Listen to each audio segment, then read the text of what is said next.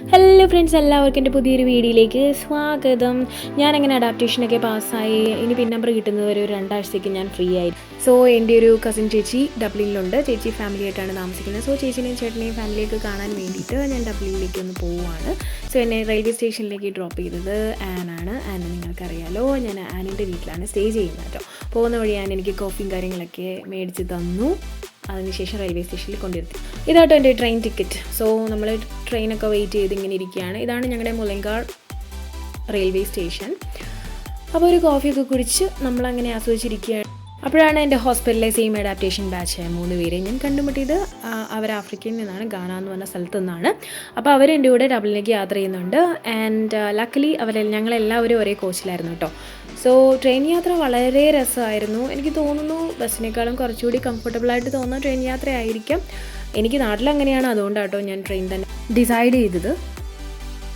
First trip തന്നെ seat കിട്ടാതെ കുളമാണ്ടല്ലോ എന്ന് വിചാരിച്ചിട്ടാണ് ഓൺലൈൻ തന്നെ ചൂസ് ചെയ്തത്. ഇതൊക്കെയാണ് യാത്ര ചെയ്യുമ്പോൾ സൈഡിൽ കൂടെ കാണുന്ന കാഴ്ചകൾ കേട്ടോ.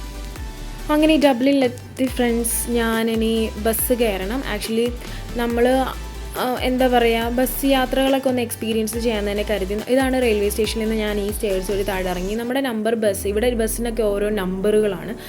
ഓരോ പർട്ടിക്കുലർ നമ്പേഴ്സും ഓരോ പർട്ടിക്കുലർ ഏരിയയിലേക്ക് പോകുന്ന ബസ്സുകളായിരിക്കും. അപ്പം നമ്മുടെ നമ്പർ 14 ആയിരുന്നു. ബൂമോണ്ടാണ് നമുക്ക് പോകേണ്ടത്. അപ്പോൾ ബൂമോണ്ടിലേക്കുള്ള നമ്പർ 14 ബസ് നമുക്ക് കിട്ടി.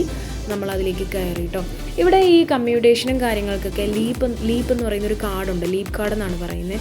അതിപ്പം ട്രെയിനിനാണെങ്കിലും യൂസ് ചെയ്യാം, ബസ്സിനാണെങ്കിലും യൂസ് ചെയ്യാം കേട്ടോ ഈ ലീപ്പ് കാർഡ്.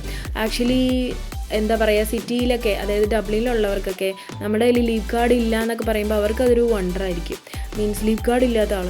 ഞങ്ങളുടെ ഏരിയയിൽ, അതായത് ഞാൻ താമസിക്കുന്ന മുളങ്കാറിലാണ്. മുളങ്കാർ എന്ന ടൗൺ എല്ലാ അമ്യൂണിറ്റീസിലേക്കും ഈസി ആക്സസിബിളാണ്. സോ നമുക്ക് ലീവ് കാർഡിൻ്റെ ആവശ്യമില്ല. ഫൈനലി ഞാൻ വീട് കണ്ടെത്തി. കുറേ കാര്യങ്ങൾ പഠിച്ചു കിട്ടും ഗൈസ്, ട്രെയിനിൽ കയറാനും ബസ്സിൽ കയറാനും ചുറ്റി വരാനും എല്ലാം.